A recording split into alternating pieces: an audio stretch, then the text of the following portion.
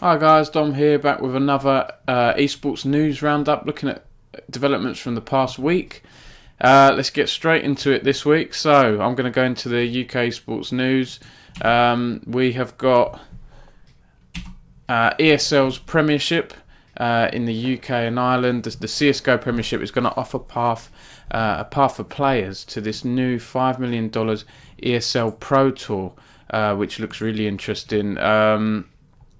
So talent will be able to progress there. It's basically a new circuit that links over 20 CSGO tournaments and leagues. It's part of a partnership between ESL and DreamHack. And, this sounds interesting. Basically, it's going to be divided into Challenger and Masters levels. The Challenger level will include the DreamHack Open, MDL and ESL's national championships, such as the Premiership, which is the one for the UK and Ireland. And then at the Masters level, that will consist largely of arena tournaments with $250,000 or more in prize money, and promising some of the world's best teams. So that will include the likes of ESL 1, IEM, DreamHack Masters, and the ESL CSGO Pro League. So that's good news for the UK scene and for just the CSGO scene in general there. Excited to see how that one develops. Looking at some League of Legends news, it was of course the UK League Championship or UKLC Grand Final on Sunday between Fnatic Rising and EXCEL UK, so the academy teams of the two sides that are in the European LEC. Fnatic won 3-1 at EXCEL's home ground, or where their office space is, at Twickenham Stadium. They went 2-0 up, and EXCEL clawed one back, but it was Fnatic that managed to take the win. And we've got a really good match report written by one of our writers, Megalodontus, shout out, and go have a read if you want to see exactly what happened. Bando from Fnatic, he said, so basically, Fnatic have qualified for Fnatic Rising have qualified for the EU Masters tournament now, and EXCEL are in the play-in stage, so hopefully they'll get through as well. And Bando said on the EU Masters, I think we're in a good position to finish first. I think France is a really good region as well. Vitality or LDLC are really good teams, and I think they will be our biggest opponents. I don't think any other region are as good as France or us, so it'd be interesting to see what happens there.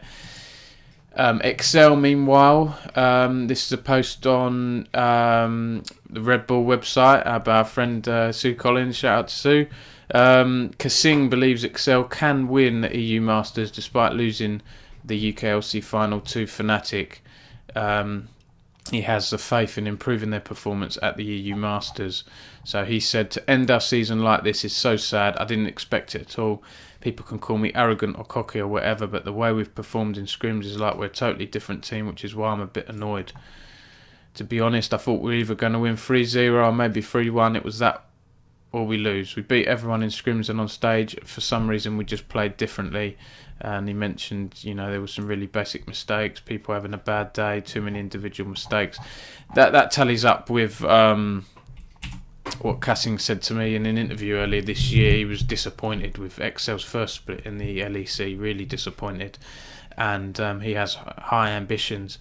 And on that note, I hope that EXCEL do better. And they've said, also a post on Red Bull, Joel Holmes Darby, one of the co-founders of EXCEL Esports, is determined to make LEC playoffs next year, despite having a bad first couple of splits in the LEC. And EXCEL, of course, being a UK organisation, we want them to do well. So I think this is written by Joel here. He said this is a bit of a cliche, but the past 8 months really have been a dream come true for Kieran and I. We've made huge strides, but still a long way off on the trophy part. And I hope that we've done as much as we can in this first season to show people exactly who we are. And if that does change the narrative and has led to a more positive perception of EXCEL, then I'm delighted. So go check out those posts for more information there. this was a bit of a surprise. We announced there was the announcement a few weeks back that Method, the UK org, and top World of Warcraft raiding guild were going to aim to do some world firsts in World of Warcraft Classic. Well, they've been unfortunately miles behind another guild called Apes, an EU guild with some British players, I believe, who've got the world first Ragnaros and Onyxia kills just pretty much 5 days after WoW Classic launch, which is absolutely phenomenal progress from those guys, and pretty unbelievable, really, considering that I believe when Vanilla WoW first launched, I think it was, off the top of my head, something like 5 or 6 months until Ragnaros and Onyxia were first downed. I could be wrong there. I could be wrong, but I know it was months. Certainly, it was not. It was not a matter of days, and. A couple of things on this, like, one, I don't think we should really be that surprised because, from what I understand, Apes have been playing on private WoW servers for a while. They're super experienced at getting to level 60. Method are more of a current Warcraft retail style guild. You know, they're at the top of their game. They have all the best gear. They get through the latest raids super quick. They get the world first. But they aren't experienced with Vanilla anymore. You know, Vanilla is a 15-year-old game, and it's changed. Vanilla retail WoW is completely different to how Vanilla WoW was, and I think we're seeing it here. These guys, I watched the stream of Apes after they got the Onyxia, after they got the Ragnaros kill, and they said clearly that Method have made mistakes. They didn't expect Method to have made mistakes. I don't know what mistakes they are. Maybe they're levelling up routes, areas, tactics, whatever they're doing. Apes were surprised and took full advantage. And I was watching Method, I think, earlier on today or yesterday, and they were sort of in the late 57, 58 range. So you'd expect them to finish Molten Core and Onyxia probably this week, you'd expect. So it'd be interesting to see how they do. But, you can see here when they downed Onyxia, downed Ragnaros, and, big news for the WoW community. And also on that note as well, Method weren't the first to reach level 60. There was a chap called Jokered, a 20-year-old player from Malta, who created a known mage and hit level 60 in 3 days and 7 hours. And I believe he's since become partnered with Twitch. And it's just a big rise to fame for that guy. So congrats to Jokered. There's something else to be said about this stuff as well, guys. I was thinking of writing an opinion piece, but I didn't get round to it. Let's not glorify too much sleep deprivation and treating your body like absolute crap. Yes, it's an amazing feat to have finished WoW Classic in a matter of days. But, I was watching those Apes streams and those guys were half asleep, probably close to hallucinating things. They were knackered. Let's not glorify that and say that's a cool thing to do. There's been horrible stories in the past, hasn't there, of streamers streaming for 48 hours or whatever, 3 or 4 days in a row and passing away. Like, let's be careful. Let's treat our bodies, with care and make sure we're getting enough sleep and everything. Maybe, I hope something bad doesn't happen in the future around all these crazy world first things where people hardly get any sleep. I'm not sure actually what Method do in terms of sleeping, with how they take shifts and things like that. I'm not sure. So I don't know fully, but the way Apes were talking, they had no sleep. So I hope we don't glorify that and kids think, yeah, that's really cool. Let's stay up for let's not sleep for a whole week and see what happens, because that is not good. That's not good. Moving on, guys. Wembley Stadium is going to host the PES Euro Esports Finals in summer 2020. So PES, of course, have got the rights to the UEFA Euro 2020 in the game, and also they're going to have an esports tournament running alongside or around the same time as the actual football Euro 2020 tournament next year. And the E-Euro, they're calling it E-Euro, which is a bit ridiculous, but yeah, and it looked ridiculous in the headline when I had E-Euro all in caps. It looked like a typo, but the E-Euro Esports tournament will feature 55 national squads of between 2 and 4 PES players to represent their country, and the tournament will begin with qualifiers taking place this November, as reported by Forbes. And apparently the finals will take place in London from July 9th to 10th next year at Wembley Stadium, a few days before the actual Euro 2020 football final. Yeah, I didn't know this. There's going to be some games, some football matches for Euro 2020 in England, which is interesting. I think there's a whole mix of nations playing host to that, so that's exciting. This is an interesting one. I had a press release a few days ago, and I didn't see many other people cover this, and wow, 93 likes on Facebook, so that's pretty good. It's a positive story. Team Brit, a competitive track racing team consisting of disabled drivers, has announced a sim racing division. So E-Team Brit is a new project featuring an all-disabled sim racing team. They're going to be competing in iRacing, and they will race also in official endurance events and private leagues, as well as taking on races in solo events. And Team Brit, the actual racing side, the physical racing, not the esports stuff, aims to be the first all-disabled team to race in the Le Mans 24-hour race. And through its racing academy, supports drivers with a range of physical and psychological challenges in accessing motorsport. Great positive story. I'm actually interviewing these guys in a few weeks for British Esports Association, so good luck to all of those guys. There's some more info on Esports News UK on some of the E-Team Brit, the lineup, and that's just a positive story. And they've said we're keen for more people to get involved and welcome applications from disabled drivers with all experience and ability who will be supported in learning the art of sim racing. Great initiative. Good luck to those guys, and all the best to those guys. A few more bits here. The RAF has opened an esports centre, which is interesting, and this comes hot off the heels of their show match they did with the British Army at Insomnia the other weekend, which is interesting. Here we go, and I think they had a show match at the Game Belongs stage. So that's pretty cool. They've got their own RAF Oldham has opened its first station gaming room with PCs and consoles paid for by the RAF Central Fund. So they've got their own esports club, their own LAN room, and it's, from what they're saying, it's been like super popular with staff and troops and everything. So that's interesting that the RAF are getting involved with esports now.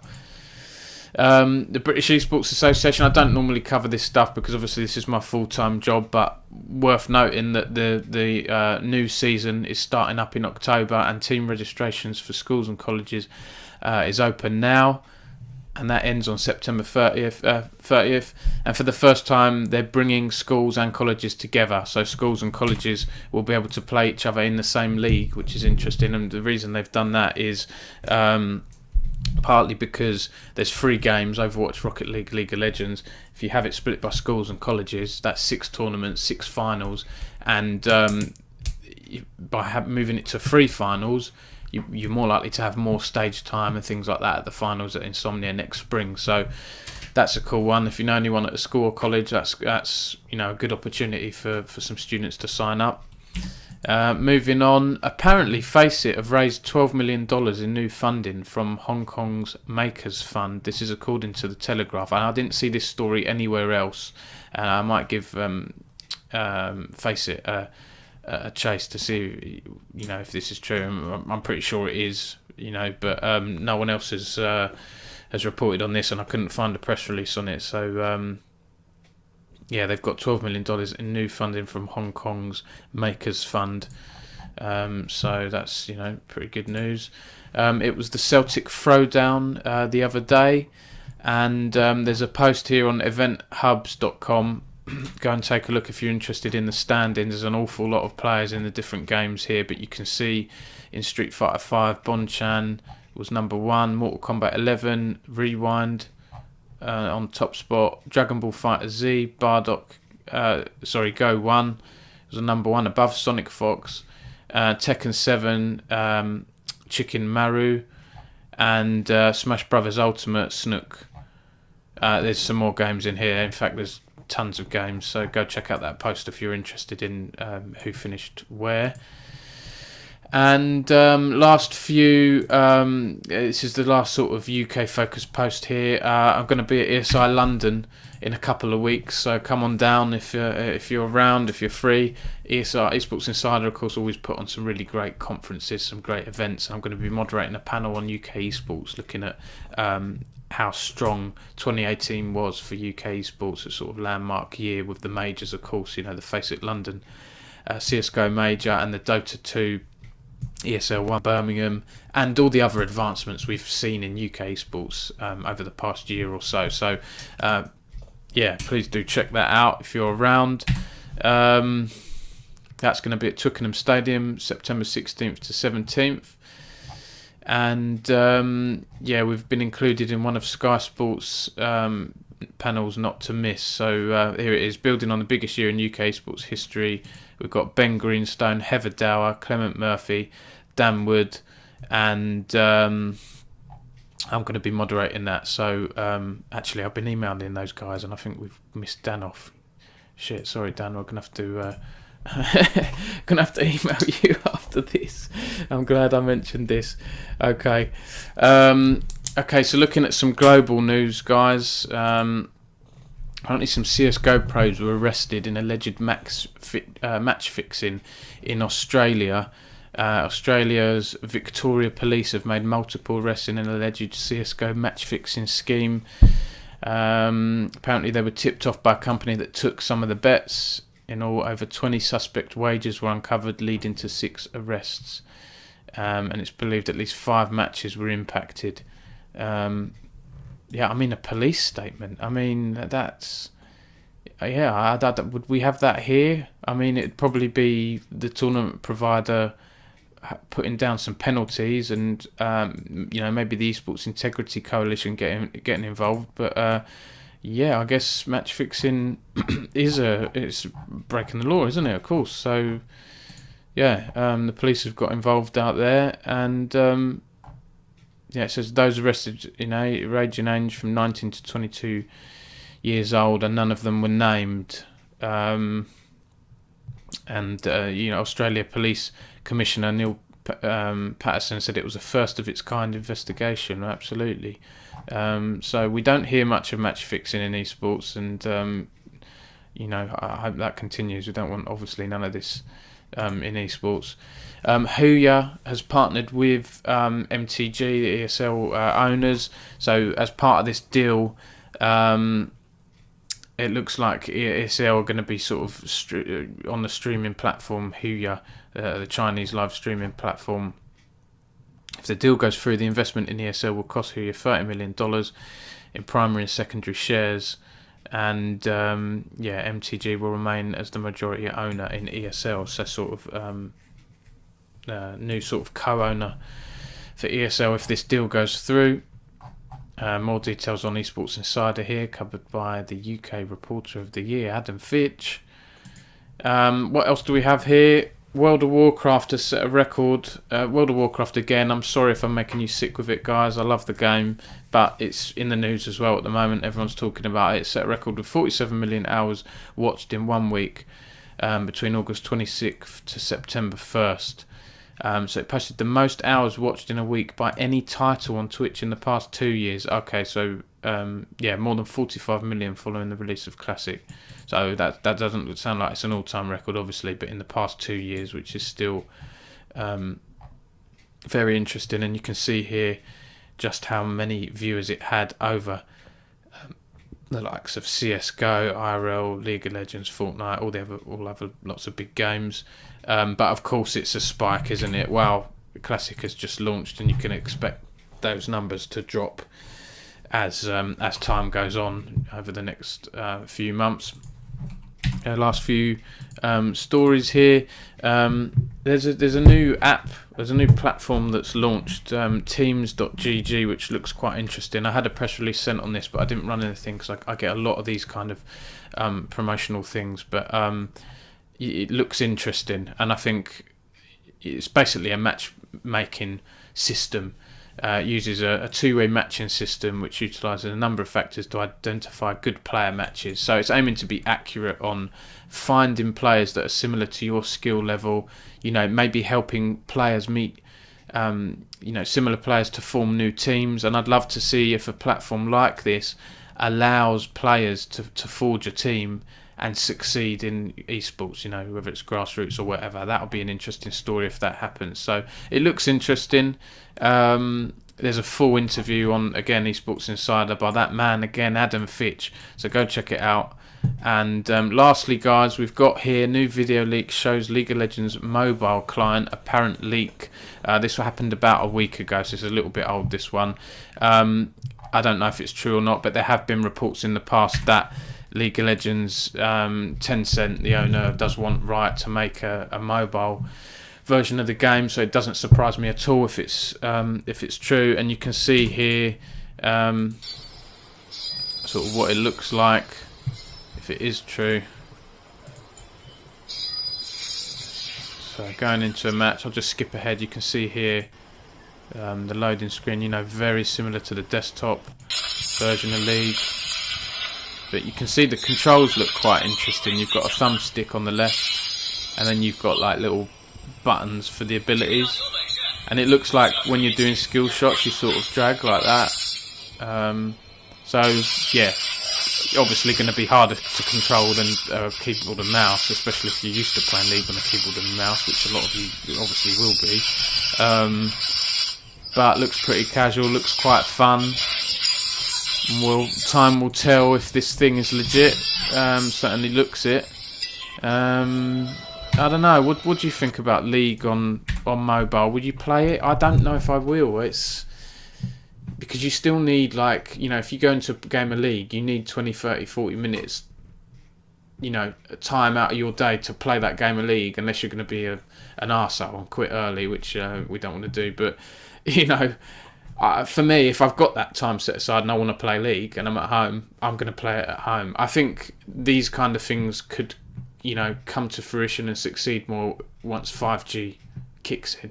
Because if we've got 5G on trains and in town centres and things like that, and in coffee shops, or Wi-Fi, it works well on Wi-Fi, then fair enough. Like, these games are good for that. But for me, if I'm on a train, I'm not going to be playing, or even if I'm in the town and I've got 3G or 4G, I'm not going to be bothered playing a game like that. And if I'm at home, I'll play on my PC. But, not everyone has PCs. People that have phones, and it'd be interesting if there's a tablet version. I'm guessing if there's a phone version, there'll be a tablet version. Would that be hard to play? Interesting. That's all for this week, guys. Hope you enjoyed it. For Sacco's Snackos today, I've got a good old classic.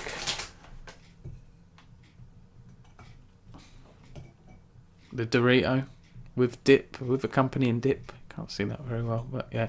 I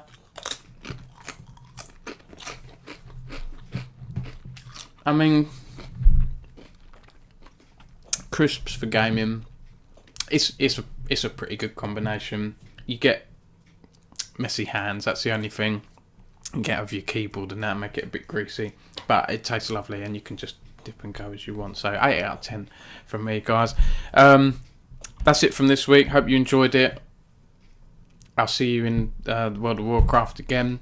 I've been streaming a bit, actually. If anyone wants to check it out, I've done a couple of streams on the weekend because my wife and little one were away, so I had some time to experiment and things like that. I've got a personal Twitch channel, Sacco Potatoes, all one word. And I streamed some Warcraft on there. And then I've also got the Esports News UK Twitch channel, and I streamed a random thing on the weekend where I wrote memes of the month, and it was interactive, so I was literally starting that article from scratch, going through all the memes I'd saved over that month on Twitter, and allowing people in the chat to say, how about this meme, Dom? How about that meme? What about this headline? What about that? And it's the first time I've written an article with people interacting with me and advising me to do things. So that was quite fun.